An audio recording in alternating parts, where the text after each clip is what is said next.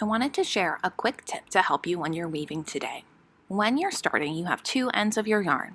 Take one end and go under, over, under, over, under, over, under, and pull it through just a little bit so you have one short side and one really long side. You want to weave with your long side.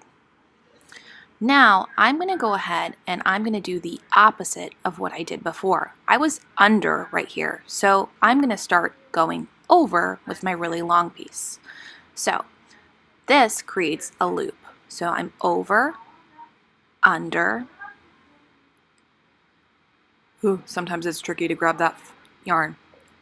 Over, under, over, under. And I can't go under here, so I'm just going to pull it through.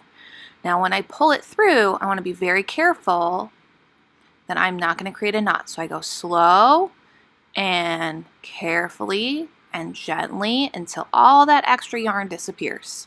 Don't pull too tight though, because you don't want to pull on your warp strings. But I made a little loop, and that's exactly what I want to see. Now I have two pieces of yarn on the same side. I'm going to keep going with my long yarn string, not my short one. The short one's just hanging out. I noticed that I ended under. Sorry, I ended over. So I'm going to go under, over, under, over. And I'm going backwards. Think about this kind of like a windshield wiper. You go back and forth and back and forth. And that's what you want to do to build up the rows in your rainbow. When you get to the end, pull your extra yarn through, but don't pull too tightly.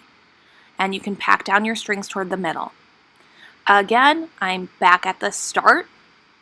I am under, so I'm going to make sure that I pull that long string over, under, over, under, over, under, and I am stuck on over, pull through.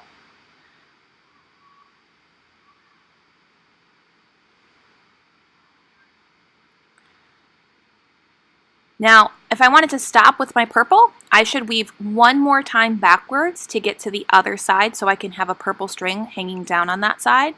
So I'm going to grab my long string, I'm going to go under, over, under, over, under, over, under, and I'm going to pull it through one final time.